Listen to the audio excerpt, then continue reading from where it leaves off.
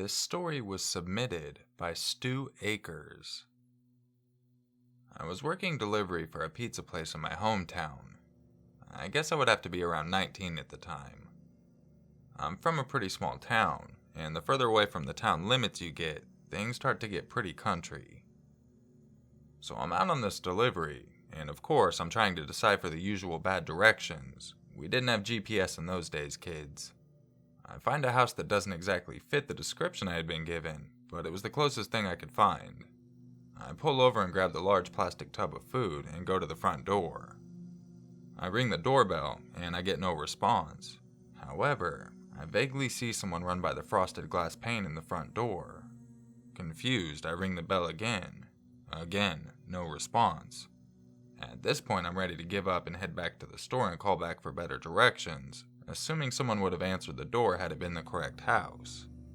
I go back to my car and am fumbling with the door, the tub of food still in my other arm, when suddenly a large redneck man comes around the front of the house, barefoot and shirtless, wearing nothing but a pair of jeans. I guess that whole no shirt, no shoes doesn't apply to delivery. When I look up and start to speak, I realize this guy has a shotgun aimed at me. Needless to say, I was scared to the point my asshole puckered. Good thing too, because at least I didn't shit myself. This guy asks who I am and what I want. I explain that I am the pizza guy, and I thought this was the right house for my delivery. Obviously, I was wrong in that respect. He looks at me for a second and asks me, "How do I know you're really from the pizza place?" Confused, I look at the large tub of food in my arm, and then at the name and phone number printed on my work shirt. I pointed out both, and he seems agitated that I've provided proof of my explanation. I wondered if Exhibits A and B weren't enough to convince this guy. Turns out I was right, with what I will later find out.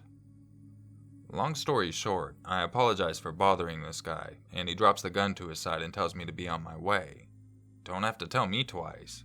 I open the car door, toss the food into the passenger seat, and hop in. Just as I realize the guy has disappeared back behind the house again, I realize he has let his 2 dogs loose.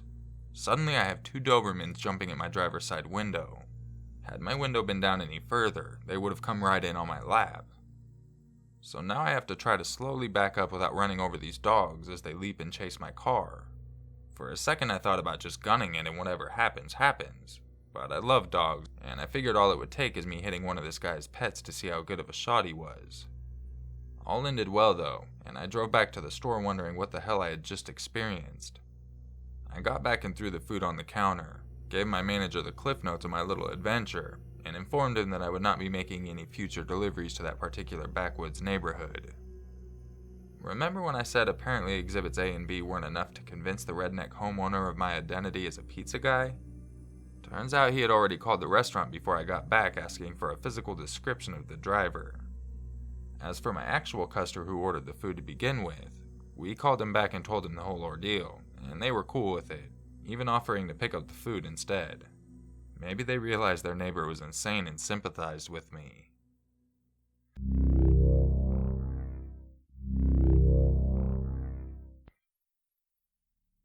This story was submitted by Oriana.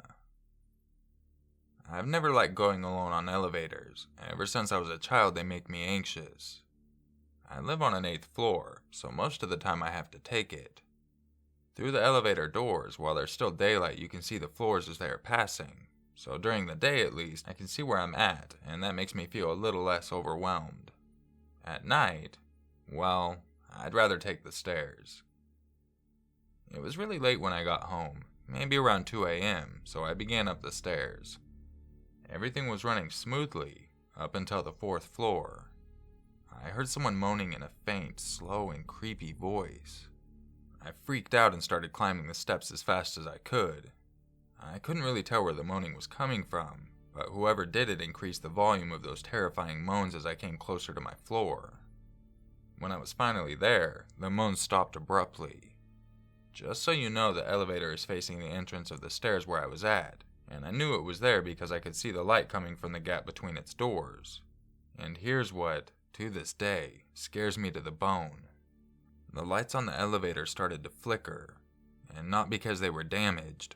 Oh no, there was someone pacing from one side to another inside the elevator. I ran as fast as I could to my apartment, and when I was finally inside, terrified, I heard the elevator door open, and I froze. I heard him or her moan again, and then cackle loudly as if he or she was mocking me. Shortly after, I also heard steps, as if the person was walking down the stairs. I think my unreasonable fear towards elevators might have saved me from who knows what yesterday, and I still won't be taking the elevator at night.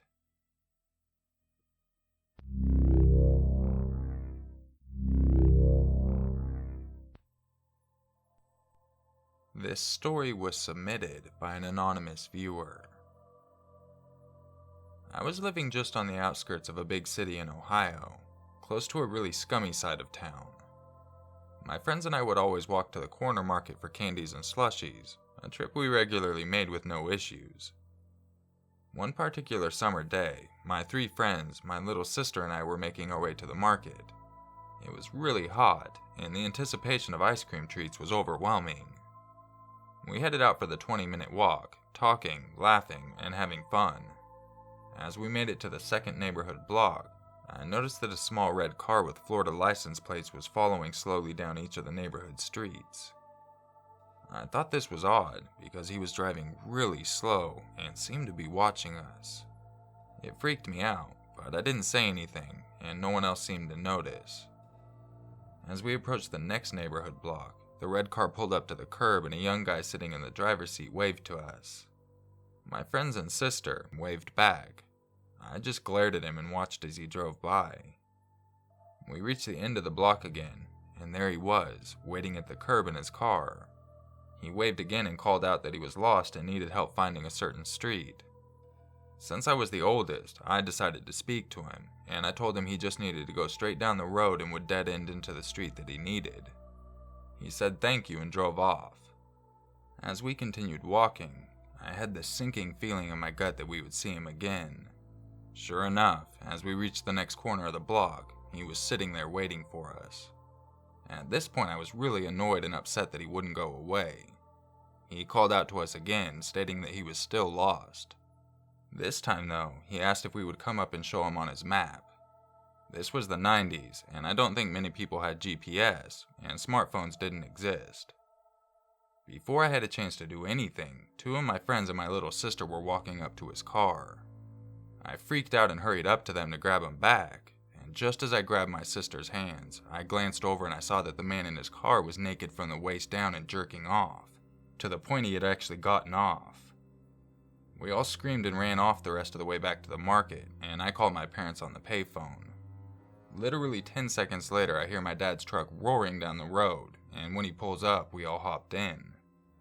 I'll never forget the look of pure anger on my dad's face, and the curse words he yelled on the way back home. My mom had already called the cops, and when they arrived, we gave them the best details we could. Unfortunately, I could only remember part of the license plate number. My dad looked at them and threw his shotgun across his back, and told them that they better find him before he did. My dad was very protective of me and my 2 sisters, and nothing disgusts him more than a sexual predator. Who knows what this nasty dude was capable of, or had already done. I didn't see my dad again until around noon the next day. He spent that entire time out driving around looking for the man. I honestly have no idea if he ever found him, because my parents never told me if he did.